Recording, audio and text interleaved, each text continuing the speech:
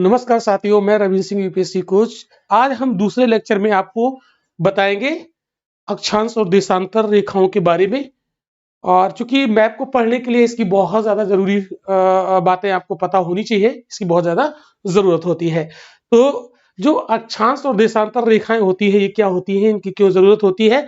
तो भूगोल में किसी स्थान की स्थिति को बताने के लिए, है ना, भूगोल में किसी स्थान की स्थिति को बताने के लिए, किसी स्थान की स्थिति को बताने के लिए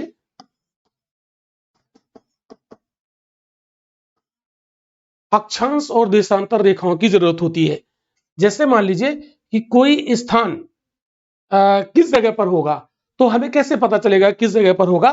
तो अक्षांश और देशांतर की स्थिति से हमें वो बातें पता चल पाएंगी। ओके, तो एक मिनट।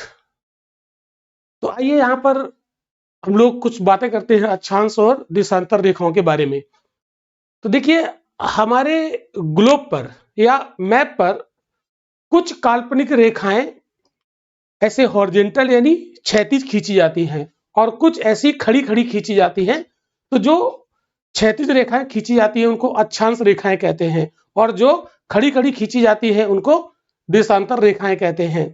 तो यहाँ पर ये जो रेखाएं होती हैं ये काल्पनिक होती हैं। भूगोल को पढ़ने के लिए इनकी जरूरत पड़ती है, तो इसलिए ये काल्पनिक रेखाएं या तो आपको ग्लोब में दिखेंगी और या तो आपको मैप में दिखेंगी।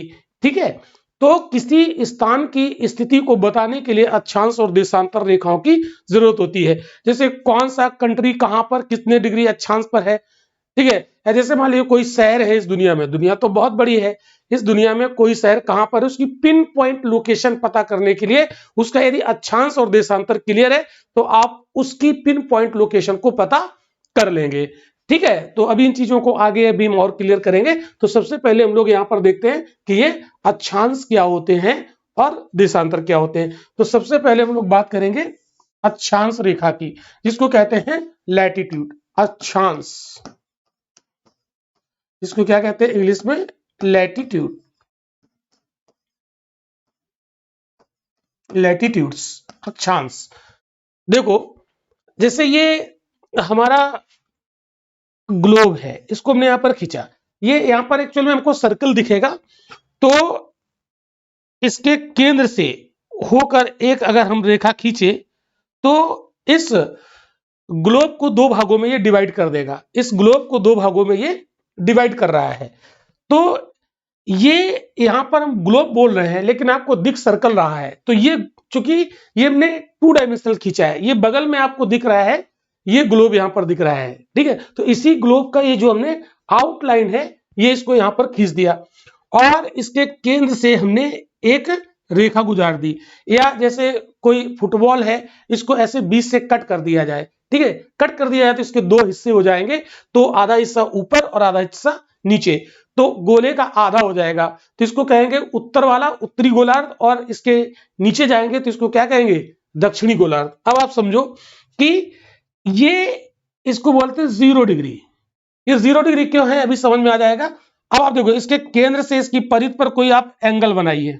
जैसे ये बना दिया आपने 20 डिग्री का, तो 20 डिग्री का कोण आप इधर भी बना दीजिए ये, और यहां पर ये जो पॉइंट मिल गए इसकी परिधि पर, इसको आप ऐसे ऐसे मिला दीजिए, तो ये 20 डिग्री की अक्षांश रेखा बनके तैयार हो जाएगी। कितने डिग्री की?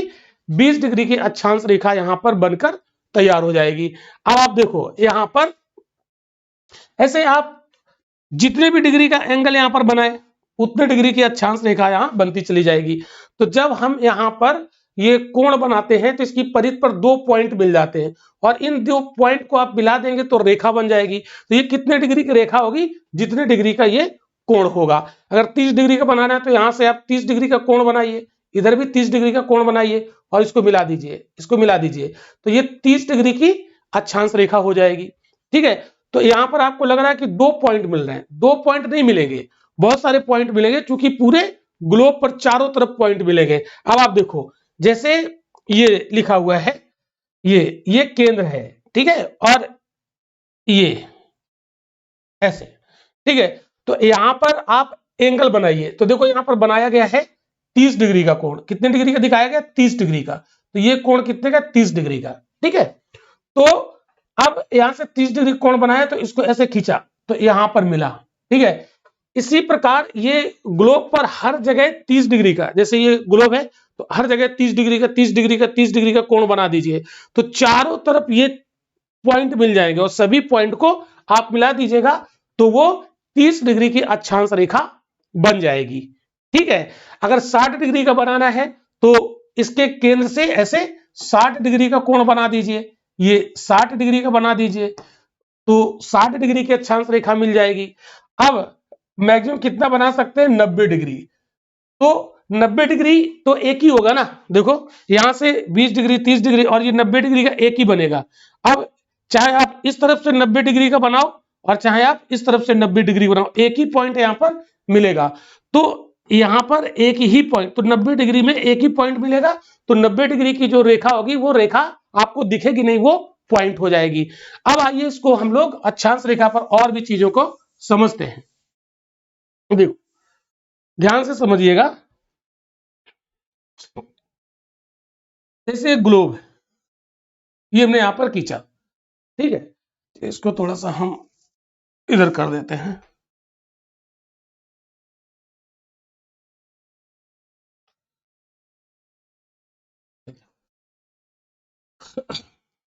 जैसे ये यहां पर हमने लिया, ये ठीक है, बनाया, तो यहां पर हमने ये रेखा खींची जो ये इस ग्लोब को बराबर दो भागों में बांटेगी, तो ये कितना है 0 डिग्री, कोई कोण नहीं बनाएगी। और इधर से हमने कोण बनाते हुए खींच दी, एक इधर से कोण बनाते हुए, तो ये पॉइंट मिला, तो दूसरी अक्षांश रेखा, ऐसे ऐसे ये अक्षांश रेखाएं मिलती चली जाएंगी, है ना, ये आपको बहुत सारी अक्षांश रेखाएं मिलेंगी। और लास्ट में ये क्या हो जाएगी, ये सबसे बड़ी, ये छोटी, ये और छोटी, ये और छोटी है, तो जैसे जैसे उत्तर की ओर जाएंगे पोल की तरफ, तो ये छोटी होती चली जाएगी, तो ये 90 डिग्री अक्षांश हो जाएगा, ठीक है।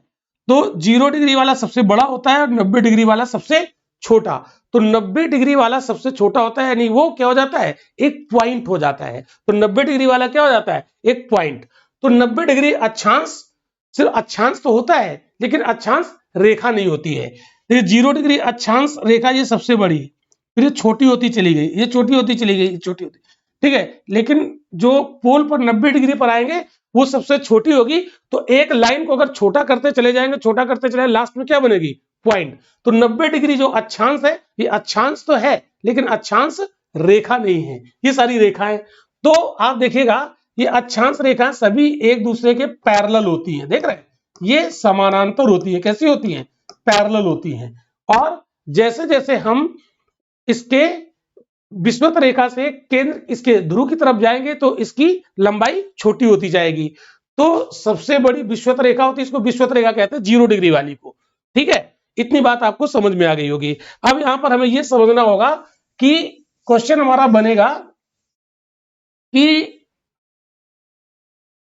या पहले ये जान लो, जैसे ये अक्षांश रेखा है 0 डिग्री, तो इसके साउथ में जाएंगे तो साउथ लोकेशन को बताएगा और इसके उत्तर जाएंगे तो ये नॉर्थ लोकेशन को बताएगा।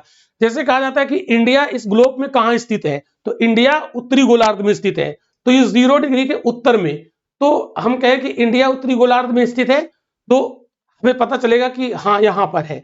अगर कहें कि इंडिया साउथ गोलार्ध में स्थित है तो फिर यहां कहीं होना चाहिए, लेकिन साउथ में तो है नहीं, उत्तर में ही है। तो किसी देश की या किसी स्थान की उत्तर और दक्षिण लोकेशन को बताने के लिए किसकी जरूरत पड़ती है, अक्षांश रेखाओं की। ध्यान से समझिएगा, किसी देश किसी स्थान का उत्तर और दक्षिण की लोकेशन बताने के लिए किसकी जरूरत पड़ती है, अक्षांश रेखाओं की। क्योंकि जो 0 डिग्री की अक्षांश रेखा होती है इस धरती को, इस ग्लोब को बराबर दो भागों में बांट देती है, उत्तरी गोलार्ध और दक्षिणी गोलार्ध। तो कोई उत्तरी गोलार्ध में होगा तो कोई दक्षिणी गोलार्ध में होगा। तो इतनी बात समझ में आ गई होगी कि अक्षांश रेखाएं किसी देश की, किसी स्थान की उत्तरी और दक्षिणी स्थिति को बताती है। अब देखो कि ग्लोब पर कितनी अक्षांश रेखाएं होंगी, तो अक्षांश रेखाओं की संख्या कितनी होगी, तो यहां पर 3 प्रश्न बनते हैं, ध्यान से समझिएगा। अब यहां पर एग्जाम वाला जो पॉइंट है वो देखो, देखो अक्षांश क्या होते हैं पहले ये समझो, ठीक है। इसको हम कहते हैं लैटिट्यूड। तो अक्षांश क्या होते हैं, तो अक्षांश होते हैं नंबर ऑफ एंगल्स, कोणों की संख्या, कोणों की संख्या, ये आपको ध्यान रखना है, कोणों की संख्या, नंबर ऑफ एंगल्स। अब आप देखो कि कितने एंगल बनेंगे, तो यहां आपको मैंने बताया कि जैसे ये है, ठीक है, ये 30 डिग्री बना रहा है, लेकिन यहां पर तो 0 होगा ना, तो 1 degree, 2 degree, 3 degree, 4 degree, 5 degree, 6 degree और 90 डिग्री। तो कितने एंगल बनेंगे, तो यहां से समझो जैसे ये है, ये यहां पर लिया, ये 0 डिग्री है, ठीक है, तो यहां पर कितने बने, 1 degree, 2 degree, 3 degree, 10 degree, 50 degree और 90 डिग्री। तो 90 इधर बनेंगे और तो 90 कोण इधर बने, ठीक है। तो अब आप देखो ये अक्षांश रेखा बनती चली जाएंगी दो बिंदुओं को मिलाने से, तो 90 होंगे उत्तर में, यानी 0 से लेकर 90 डिग्री, और 0 से लेकर 90 डिग्री साउथ में, ठीक है। तो 0 से लेकर 90 डिग्री उत्तर में कोण बनेंगे और 0 से लेकर 90 डिग्री कोण दक्षिण में बनेंगे। तो ध्यान से समझिएगा, तो अच्छा कितने कोण होंगे यहां पर, देखो 90 उत्तर में और 90 दक्षिण में, 90 डिग्री, तो टोटल कितने हो गए, 180। कितने हो गए, 180।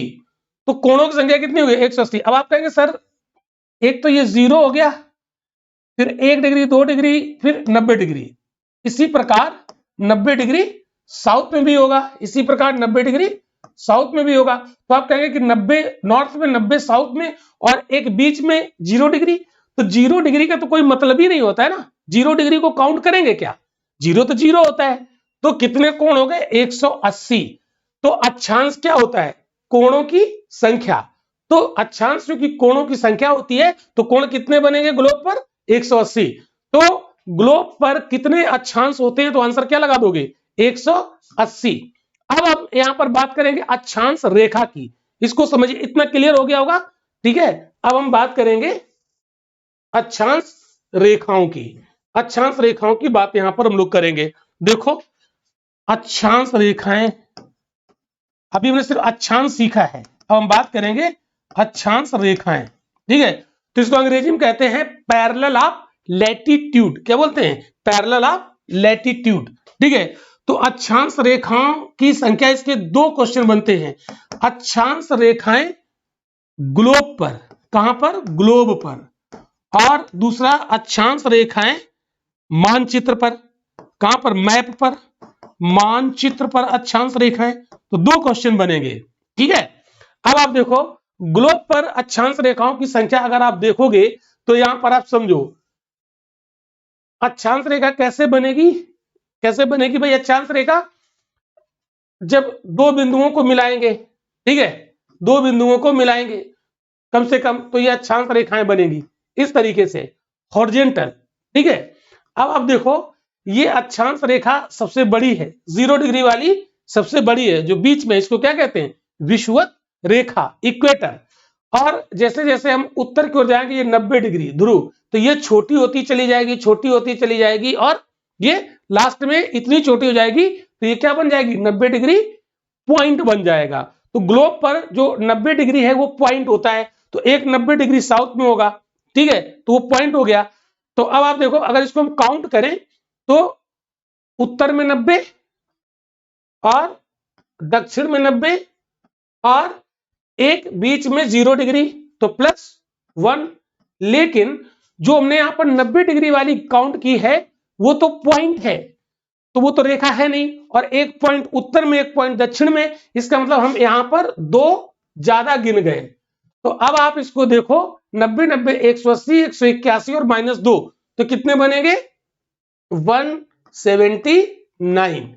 तब आंसर क्या लगाओगे, ग्लोब पर अक्षांश रेखाओं की संख्या कितनी होगी, 179। दो कम कैसे हो गई, क्योंकि 90 डिग्री नॉर्थ पोल और ये 90 डिग्री साउथ पोल, ये अक्षांश रेखा नहीं है, ये पॉइंट है, इसलिए यहां पर संख्या इनकी दो कम हो जाएगी, है ना, तो 179। अब मानचित्र की अगर बात करें, तो मानचित्र में क्या होता है, इसको ग्लोब को ऐसे बीच से फाड़ के ऐसे ऐसे फैला दीजिए, तो ये जो 90 डिग्री पॉइंट है, ये फैलते फैलते क्या बन जाएगी, ये भी रेखा बन जाएगी। तो दो अब बढ़ जाएंगी, एक उत्तरी ध्रुव वो रेखा बन जाएगी मानचित्र पर, और एक दक्षिणी ध्रुव वो रेखा बन जाएगी मानचित्र पर। तो मानचित्र पर अब रेखाओं की संख्या कितनी हो जाएगी, 90 उत्तर में, 90 दक्षिण में, और एक विषुवत रेखा ठीक है, 90 उत्तर में, 90 दक्षिण में और एक विषुवत रेखा, तो कितनी हो गई 181।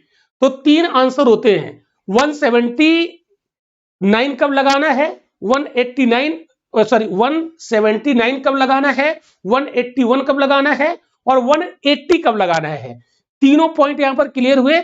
जब पूछे कि अक्षांशों की संख्या कितनी होती है, तब आंसर लगाओगे 180। अक्षांश रेखाओं की संख्या ग्लोब पर कितनी होती है, 179। अक्षांश रेखाओं की संख्या मानचित्र पर कितनी होती है, 181।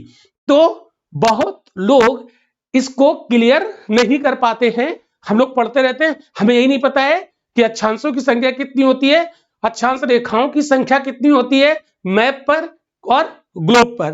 तो आई होप कि ये बात आपको पूरी तरीके से क्लियर हो गई होगी। ठीक है, अब आप देखो, जिनको हम यहां पर रेखा कहते हैं, ये एक्चुअल में रेखा है नहीं। क्यों भाई, ये रेखा है नहीं। देखो, जैसे हम ग्लोब पर बात करें तो पृथ्वी हमारी जो है कैसी है, गोलाकार तो है नहीं, मतलब गोल तो है नहीं, ध्रुवों पर चिपटी है, क्या कहते हैं, जियोइड, क्या बोलते हैं, जियोइड। ठीक है, 1 मिनट।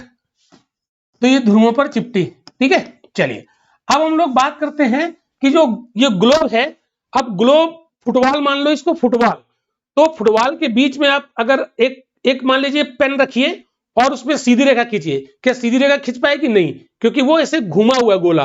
तो ऐसे करेंगे, घूम के फिर से वहीं आएंगे, तो मैप में ये सीधी रेखा खींचेगी। क्यों, क्योंकि मैप में क्या होता है, ग्लोब को ऐसे बीच से फाड़ के ऐसे फैला दिया जाता है, तो ये हमारी जो यहां पर रेखाएं ऐसे दिखेंगी, क्या दिखेंगी, ये रेखाएं दिखेंगी। लेकिन ग्लोब में क्या होगा, ये रेखा नहीं होगी, ये होगा सर्किल। क्या होगा, सर्किल होगा, वृत्त। तो इसको हम वृत्त के नाम से जानेंगे। तो इन्हें क्या बोलेंगे, ग्लोब में वृत्त हम कह सकते हैं। तो यहां पर एक शब्द आपको मिलेगा, अक्षांश वृत्त। अक्षांश वृत्त, ठीक है। ये अक्षांश वृत्त क्या होता है, इसको हमें समझना पड़ेगा। ठीक है, तो इसके नाम से पता चल रहा है अक्षांश वृत्त, ये काल्पनिक होगा। पहली बात तो ध्यान रखिएगा, चाहे जितने ये अक्षांश रेखाएं, देशांतर रेखाएं, अक्षांश वृत्त, ये सब काल्पनिक होते हैं। ठीक है, अब आप देखो, अक्षांश वृत्त क्या होता है, अक्षांशों को मिलाने वाला वृत्त। क्यों, इसके नाम से पता चल रहा है अक्षांशों को मिलाने वाला वृत्त क्या कहलाएगा, अक्षांश वृत्त। अब आप देखो कि जैसे यहां पर हम कोई अक्षांश ले लें, इसमें जैसे चलो ये 30 डिग्री वाला अक्षांश हम ले लें, तो पूरे ग्लोब पर 30 डिग्री वाले स्थानों को आप लोकेट करें और सभी को मिला के ऐसे खींच दें, तो 30 डिग्री अक्षांश का वृत्त बन जाएगा। तो अक्षांश वृत्त की परिभाषा क्या हुई, सर्कल ऑफ लैंगिट्यूड बोलते हैं। इसकी परिभाषा क्या हुई कि ग्लोब पर पूरब पश्चिम या पश्चिम पूर्व में जो ये एक काल्पनिक वृत्त खींचा जाता है। ठीक है, तो कैसे बनेगा ये वृत्त, तो ग्लोब पर एक ही अक्षांश को मिलाने वाले स्थानों से बनने वाले वृत्त को अक्षांश वृत्त कहते हैं। क्या, ग्लोब पर एक ही अक्षांशों पर स्थित सभी स्थानों को मिलाने वाले वृत्त को क्या बोलते हैं, अक्षांश वृत्त। जैसे मान लीजिएगा कि 20 डिग्री अक्षांश के सारे स्थान ढूंढ लो और सभी को मिला दो, तो ग्लोब पर एक सर्किल बन जाएगा, तो वो 20 डिग्री का अक्षांश वृत्त हो जाएगा। कितने डिग्री का हो जाएगा, 20 डिग्री का अक्षांश वृत्त हो जाएगा। 30 डिग्री वाले स्थानों को आप लोकेट करिए और उस सभी को मिला दीजिए, तो 30 डिग्री का अक्षांश वृत्त हो जाएगा। इसी प्रकार 0 डिग्री पर जितने भी स्थान हैं सभी को लोकेट करके और मिला दीजिए, तो 0 डिग्री का अक्षांश वृत्त बन जाएगा। कितने डिग्री का बन जाएगा, वो 0 डिग्री का अक्षांश वृत्त बन जाएगा। और जो 0 डिग्री का अक्षांश वृत्त होता है उसको विषुवत रेखी वृत्त के नाम से जानते हैं। क्या कहते हैं, विषुवत रेखी वृत्त। और चूंकि विषुवत रेखा बिल्कुल बीच में होती है, तो वो सबसे बड़ा सर्किल होता है, तो इसलिए उस अक्षांश वृत्त को, यानी 0 डिग्री वाला जो अक्षांश वृत्त होता है उसको ग्रेट सर्कल कहते हैं। क्या कहते हैं? ग्रेट सर्कल, है ना, बृहत वृत्त, बृहत वृत्त बोला जाता है, उसको ग्रेट सर्कल बोलते हैं। क्लियर हुई बात? ठीक है, तो ग्रेट सर्कल की डेफिनेशन क्या हुई कि ग्लोब पर 0 डिग्री अक्षांश पर स्थित सभी स्थानों को मिलाने से जो सर्कल बनता है उसे ग्रेट सर्कल कहते हैं। ठीक है, तो हम इनको अक्षांश रेखाओं के रूप में भी पढ़ लेते हैं मानचित्र पर, लेकिन ग्लोब में अगर देखेंगे तो ये रेखा नहीं होगी, ये एक सर्कल होगा। तो ये बहुत सारे सर्कल यहां पर आपको देखने को मिलेंगे। तो ग्लोब पर सर्कल की संख्या कितनी हो जाएगी? जल्दी बोलो, ग्लोब पर सर्कल की संख्या कितनी हो जाएगी? देखो, 90 उत्तर में, 90 दक्षिण में, ठीक है, और एक बीच में विषुवत रेखा वाला ग्रेट सर्किल। लेकिन यहां पर 2 हम ज्यादा गिन गए, क्यों? क्योंकि 90 डिग्री पर सर्कल नहीं बनेगा, क्या बनेगा? पॉइंट। तो एक ये कम हो जाएगा और एक साउथ में कम हो जाएगा, तो यहां पर -2 कर दिया, तो कितना हो गया? 179। तो अक्षांशों की संख्या 179 और अक्षांश वृत्त की संख्या भी 179। बोलो, पॉइंट समझ में आया? बिल्कुल आया होगा। तो ये बात आपको यहां पर क्लियर हुई। अब आप देखिएगा कि भूगोल को पढ़ने के लिए हमें कुछ अक्षांश रेखाओं की जरूरत पड़ती है, कुछ रेफरेंस अक्षांश रेखाएं हमें देखनी होती हैं। तो यहां पर देखिए, चलिए खैर मैं इसको इस जगह पर समझा देता हूं। आप देखो, जैसे ये हमने लिया ग्लोब, लेकिन यहां पर सर्कल दिखेगा, आप इसे ग्लोब मानिए।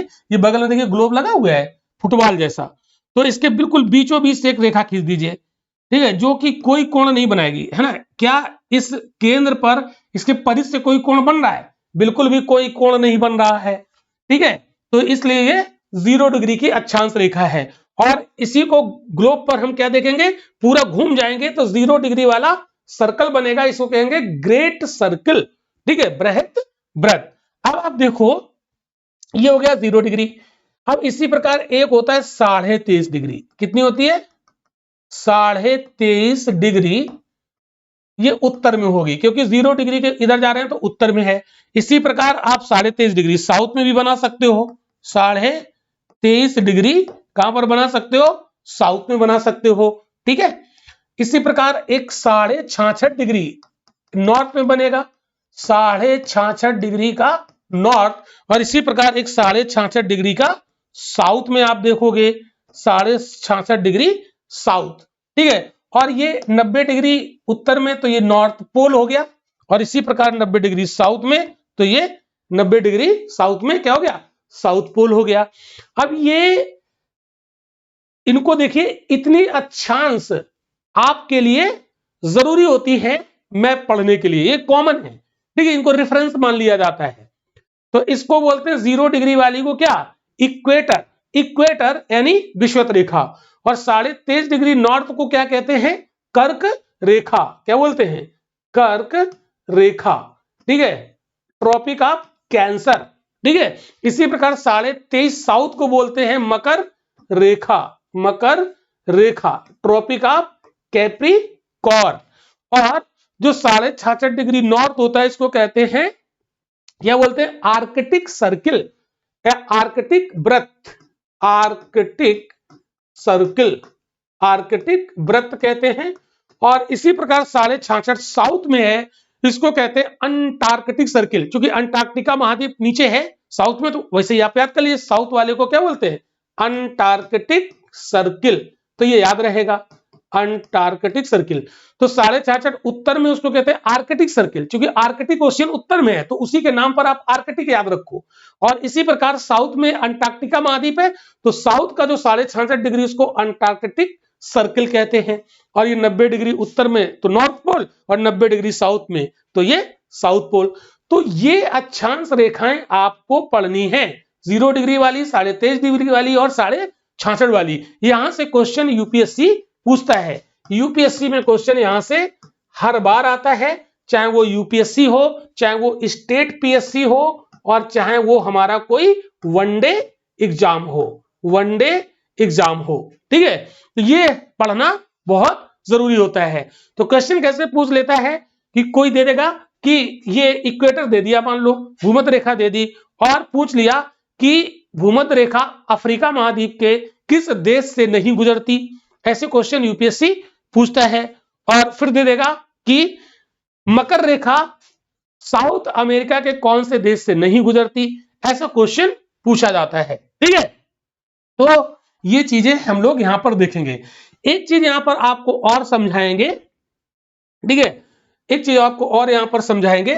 देखो, ये जो अक्षांश है 0 डिग्री, 23.5 डिग्री, 23.5 डिग्री उत्तर और दक्षिण। ठीक है, तो यहां पर साल भर सूरज इसी के बीच में रहता है, इसी के बीच में सूरज साल भर रहता है, क्योंकि सूरज के आसपास ऑर्बिट में पृथ्वी घूमती है। ठीक है, तो चूंकि पृथ्वी अपने एक्सिस पर 23.5 डिग्री झुकी है, तो घूमने के क्रम में ऐसे तो कभी साउथ में सूरज चला जाता है, तो कभी नॉर्थ में सूरज आ जाता है। तो 21 जून की जो डेट होती है, 21 जून, ये बिल्कुल याद कर लेना, 21 जून की डेट को सूरज कर्क रेखा पर लंबवत चमकता है, इसके ऊपर आ जाता है। फिर जून के बाद ये नीचे जाने लगता है दक्षिण की ओर। जब दक्षिण की ओर जाता है तो उसको कहते हैं दक्षिणायन, और जब उत्तर की ओर सूरज शिफ्ट होता है तो उसको कहते हैं उत्तरायण। तो ये दक्षिण की ओर जाने लगता है, और ये इस पर आता है 23.5 डिग्री, यानी मकर रेखा पर आता है 22 दिसंबर को। कब आता है? 22 दिसंबर को आता है। ठीक है, अब आप देखो 22 दिसंबर के बाद फिर ये उत्तर की ओर जाने लगेगा। तो उत्तर की ओर जब जाएगा तो ये इस विषुवत रेखा के ऊपर से गुजर के जाएगा, इधर से जा रहा है तो विषुवत रेखा के ऊपर से गुजर कर जाएगा। तो विषुवत रेखा के ऊपर ये लंबवत आएगा जब दिसंबर के बाद जनवरी, फरवरी, मार्च, तो 21 मार्च को ये सूरज इक्वेटर पर लंबवत चमकेगा। ये फिर चला जाएगा जून में, यहां फिर लौट के आएगा, तो एक बार फिर से इक्वेटर के ऊपर से गुजरेगा। तो जून के बाद जुलाई, अगस्त, सितंबर, तो 23 सितंबर को सूरज, 23 सितंबर को सूरज इक्वेटर से होकर गुजरता है, यानी इक्वेटर पर 2 बार लंबवत होता है। तो 21 जून को कर्क रेखा पर लंबवत, इसको कहते हैं कर्क संक्रांति, समर सॉलिस्टिस। और 22 दिसंबर को सूरज मकर रेखा पर लंबवत होता है, तो इसको कहते हैं मकर संक्रांति। ठीक है, विंटर सोलिस्टिस। और 21 मार्च और 23 सितंबर को सूरज विषुवत रेखा पर लंबवत होता है, तो इसको कहते हैं इक्विनॉक्स। क्या कहते हैं? इक्विनॉक्स। तो बोलते हैं उसको विषु। क्या बोलते हैं? विषु। ठीक है, तो जब सूरज विषुवत रेखा पर लंबवत होता है 21 मार्च और 23 सितंबर को, तो इसको क्या कहते हैं? विषु की स्थिति कहते हैं। इसको अंग्रेजी में कहते हैं इक्विनॉक्स, इक्विनॉक्स। और इक्विनॉक्स का मतलब होता है इक्वल डे एंड नाइट। क्या बोलते हैं? Equal day and night, equal day and night बोला जाता है। तो पूरे धरती पर, पूरे ग्लोब पर दिन और रात की अवधि बराबर होती है। ठीक है, इसलिए इसको कहते हैं इक्विनॉक्स। अब आप देखो ध्यान से, जब सूरज उत्तर में आता है तो जिधर सूरज जाता है दिन की लंबाई उधर ज्यादा हो जाती है, तो रात की अवधि घट जाती है। तो 21 जून को सूरज उत्तरी गोलार्ध में मैक्सिमम है 23.5 डिग्री पर। तो उत्तरी गोलार्ध में 21 जून का जो दिन होगा वो सबसे बड़ा होगा और रात सबसे छोटी हो जाएगी। अब सूरज जब 22 दिसंबर को साउथ में आ जाएगा, तो साउथ का 22 दिसंबर को दिन सबसे बड़ा हो जाएगा और रात सबसे छोटी हो जाएगी। तो एक कॉन्सेप्ट दिमाग में लेके आओ, जहां जाएगा सूरज दिन वहीं का होगा बड़ा और रात वहां की छोटी हो जाएगी। बस इतना सा कॉन्सेप्ट बिठा लो। यूपीएससी यहां से स्टेटमेंट बना के क्वेश्चन पूछ देता है। अब आपके दिमाग में आ रहा होगा कि सर ये सूरज केवल 23.5 डिग्री तक ही क्यों पहुंचता है, इसको क्रॉस करके आगे क्यों नहीं चला जाता है? तो उसका जवाब होगा कि पृथ्वी 23.5 पर झुकी है, तो 23.5 तक सूरज की किरणें लंबवत उस पर पड़ती हैं। उसका जवाब आपका ये होगा। तो ये जो लाइनें हैं ना, ये वाली 3 और एक ये अंटार्कटिक सर्किल और आर्कटिक सर्किल, ये बहुत इंपॉर्टेंट है। यहां से क्वेश्चन मैपिंग का अवश्य पूछा जाता है।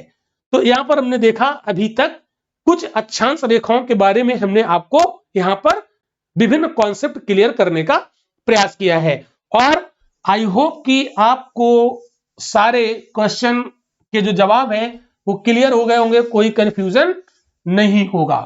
तो अब यहां पर हमें देखना पड़ेगा कि कोई अक्षांश रेखा कहां से गुजरेगी, ठीक है, और कहां से नहीं गुजरेगी, किस देश से विषुवत रेखा गुजरेगा, किस देश से विषुवत रेखा नहीं गुजरेगा, ठीक है, इसको हमें इस मैप के माध्यम से सीखना पड़ेगा। तो हम लोग इसको सीखेंगे मैप के माध्यम से, ठीक है। लेकिन उसके पहले हम आपको बता देते हैं कि ये देशांतर क्या होते हैं, तो इसको भी हम लोग देख लेते हैं जल्दी से, देशांतर, ठीक है। अच्छा, एक चीज मैं बताना भूल गया कि दो अक्षांश रेखाओं के बीच में अगर वो 1 डिग्री के इंटरवल पर हैं, ठीक है, तो उनके बीच की दूरी कितनी होती है, उनके बीच की दूरी होती है 111 किलोमीटर, ठीक है, ये ध्यान रखिएगा।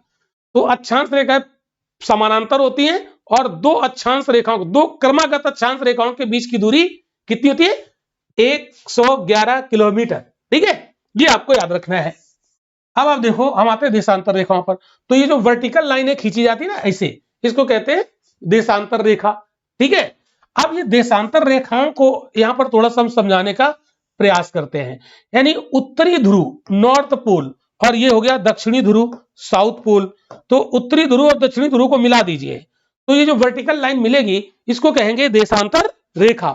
उत्तरी ध्रुव और दक्षिणी ध्रुव को मिला देंगे तो इसको कहेंगे देशांतर रेखा, ठीक है। लेकिन देशांतर रेखाओं की एक विशेषता होती है, ये कभी पैरेलल नहीं होती हैं, ये कभी पैरेलल नहीं होती हैं। ये समस्त देशांतर रेखाएं ध्रुवों पर मिल जाती हैं। कोई भी देशांतर रेखा हो ये ध्रुव पर क्या हो जाती है, मिल जाती है। तो आप देखो यहां पर इनकी विषुवत रेखा के बीच की दूरी तो ज्यादा है दो देशांतर रेखाओं की, लेकिन जैसे जैसे ध्रुव की ओर जाएंगे इनकी दूरी कम हो जाएगी, घटती जाएगी, और ध्रुव में चूंकि मिल जाएगी तो हमेशा देखिएगा ध्रुवीय दूरी इनकी हमेशा क्या होती है, 0 होती है।